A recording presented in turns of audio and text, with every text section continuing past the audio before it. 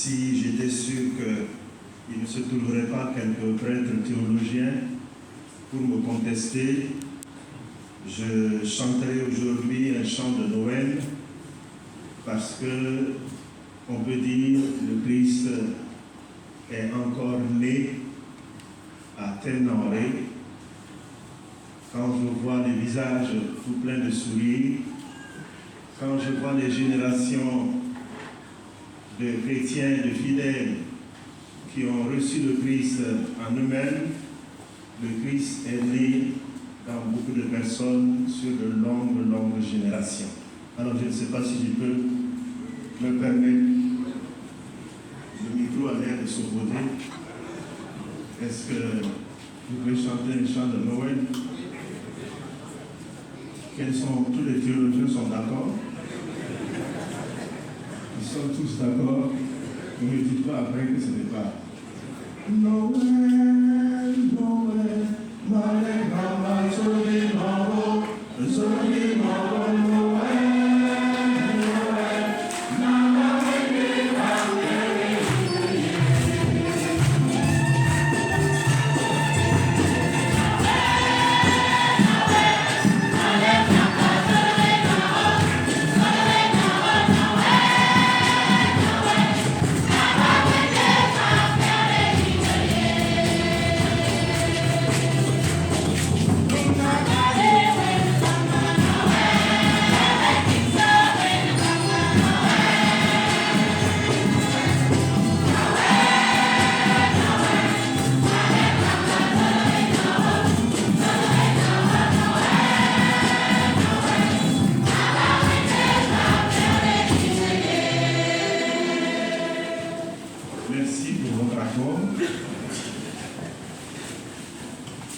mais je pense que certains, quand ils verront un peu les enregistrements, se demanderont pourquoi cette communauté a chanté Noël aujourd'hui et les critiques vont commencer. Vous savez comment ça se passe. Bien, chers frères et sœurs, pour soutenir la préparation de votre jubilé, du jubilé de votre paroisse, vous avez choisi ce thème. Dans l'action de grâce pour les 75 ans, unis au Christ, vivons notre foi et institutions des moyens d'évangélisation qui promeuvent la dignité de tout homme, école, centre de santé, de promotion humaine intégrale. Ce thème reprend la dynamique du jubilé biblique et ouvre des chemins de vie chrétienne bien engagés. En effet, un jubilé est d'abord un moment d'action de grâce. Rendre grâce à Dieu pour sa fidélité à ses engagements envers nous, envers ses enfants que nous sommes. La paroisse de Temnaré est aujourd'hui une paroisse vivante dans ses liturgies, dans sa pastorale, dans sa jeunesse, dans ses mouvements d'action catholique, dans ses initiatives sociales. J'ai eu plusieurs fois l'occasion d'y venir et j'y ai constaté un dynamisme débordant. Elle a offert plusieurs de ses enfants, filles et garçons à Dieu, et l'un d'entre eux a même été appelé à l'épiscopat. 24 catéchistes titulaires, 11 retraités aujourd'hui, 25 religieuses, plus de 20 prêtres issus de cette paroisse et un évêque. Félicitations à Temnaré.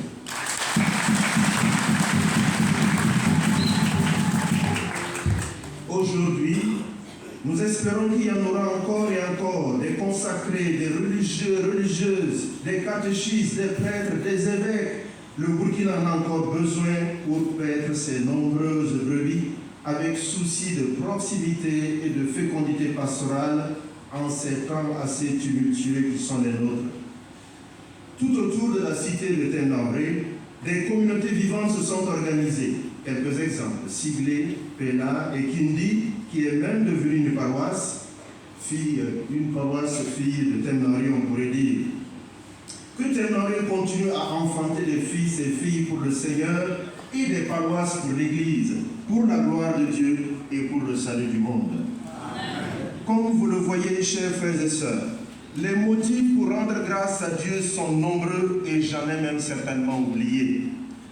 Merci à tous ceux qui ont œuvré consciencieusement au progrès spirituel, pastoral et humain de cette paroisse depuis sa fondation en 1951. Je pense à Monseigneur Joseph Breteau, à Monseigneur Antim Bayala, à Monseigneur Basile Tapsova et à Monseigneur Joachim Drango, qui ont œuvré de tout leur cœur à transformer Temnoré en une grande communauté chrétienne dont les fils et filles sont fiers, quelle que soit leur profession ou leur lieu de résidence aujourd'hui.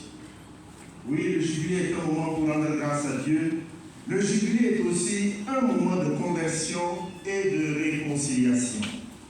Chers frères et sœurs, si nous voulons vivre ce grand jubilé dans l'esprit des jubilés, tel que la Bible l'a prescrit, il nous faut considérer aussi cette célébration et tous les mois de préparation qui l'ont précédé comme un moment d'introspection, de regard en nous-mêmes et sur nous-mêmes. Le bon fils du papa, ce n'est pas simplement celui qui sait courir vite en regardant droit devant lui, la tête levée avec fierté. C'est aussi celui qui sait baisser la tête pour regarder où il met les pieds.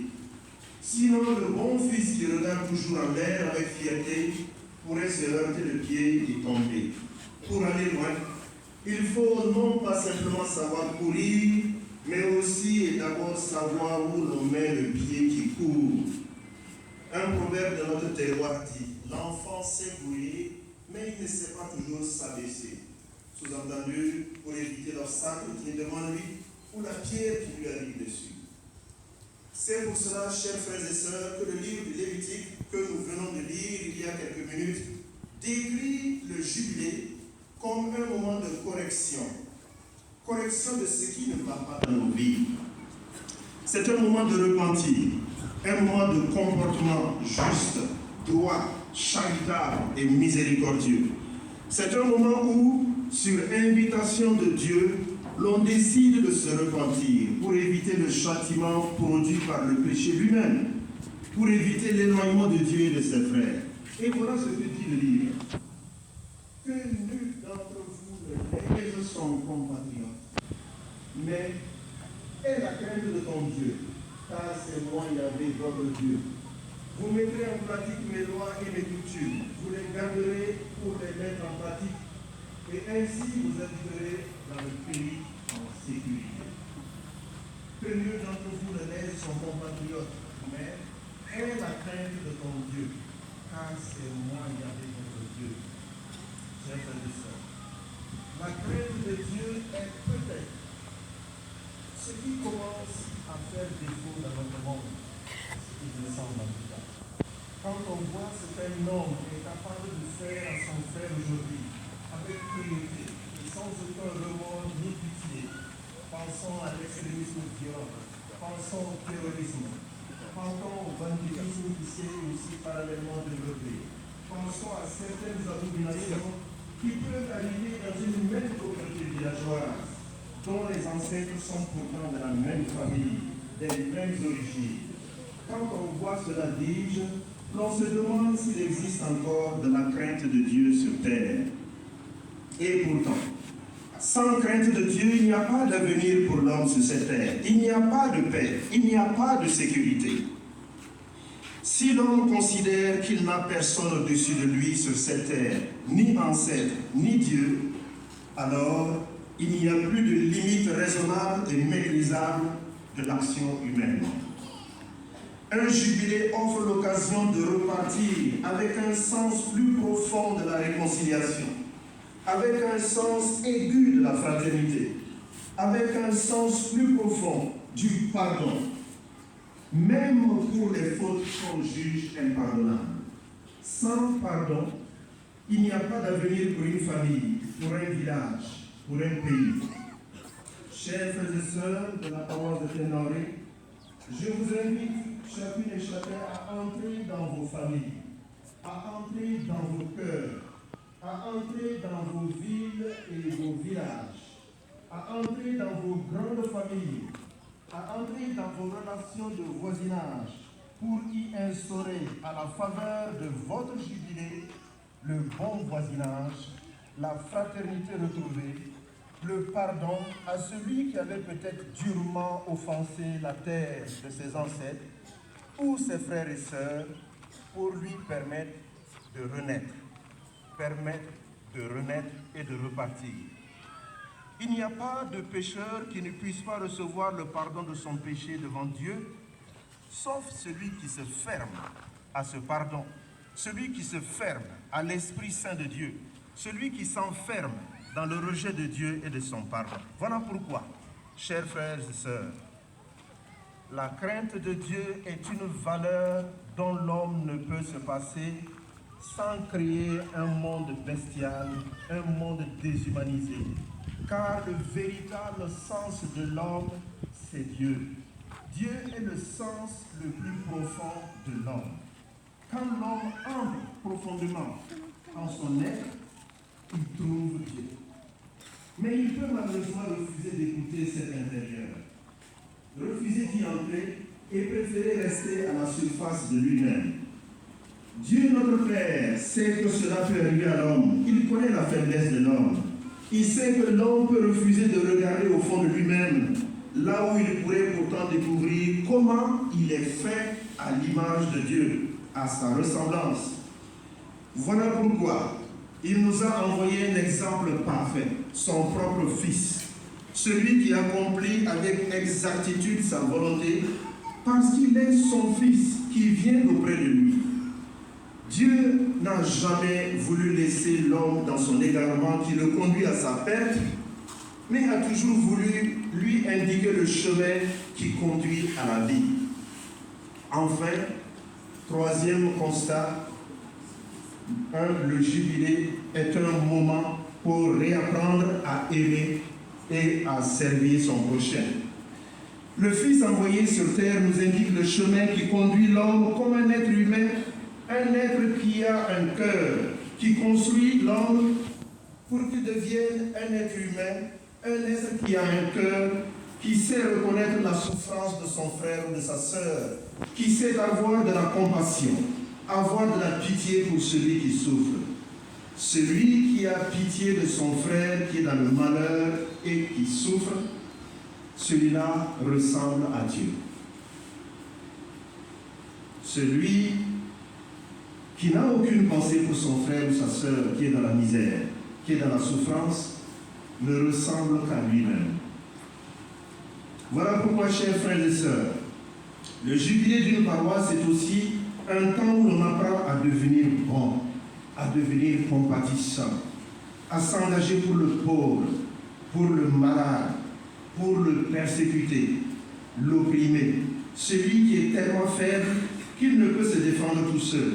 C'est exactement ce que Jésus a dit et a voulu dire dans l'évangile que nous venons d'entendre.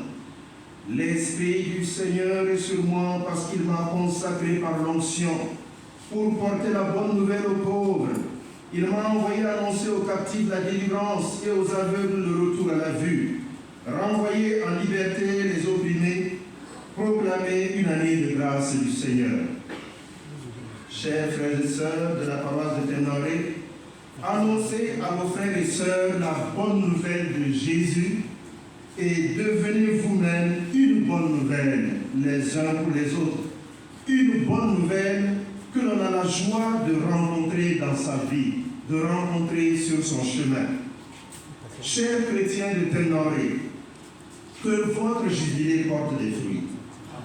Prenez soin de ceux qui n'ont rien, des malades, des pauvres, des personnes vivant avec un handicap, des personnes victimes du terrorisme, des personnes déplacées internes à cause de la guerre. Merci à tous ceux et toutes celles qui le font déjà par leur ministère ou par leur apostolat.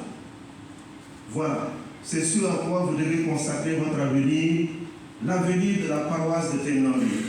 L'avenir de la communauté de Ténoré ne se fera pas simplement par le savoir dire, mais aussi par le savoir agir comme Jésus, par les œuvres.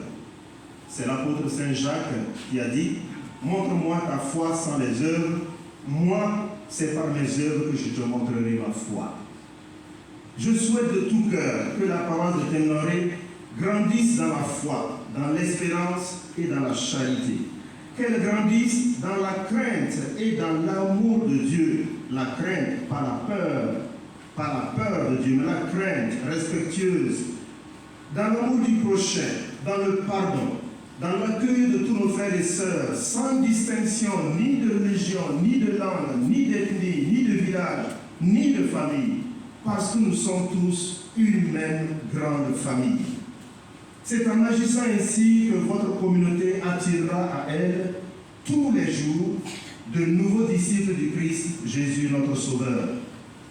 L'amour et le pardon attirent et rassemblent, mais la haine et la rancune éloignent et divisent.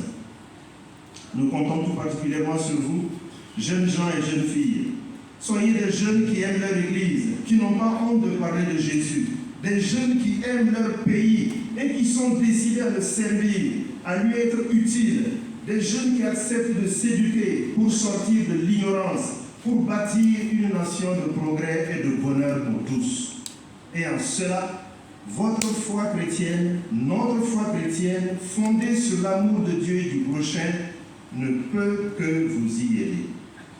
Au nom de Monseigneur Joachim Grabo, à mon nom personnel et au nom du diocèse de Koulougou, chers fidèles chrétiens de la parole de Temnaoré, je vous souhaite un heureux, saint et beau jubilé, béni par Dieu. Que Dieu bénisse la paroisse de Temnaoré. Que Dieu bénisse notre diocèse. Et que Dieu protège notre pays, le Burkina Faso,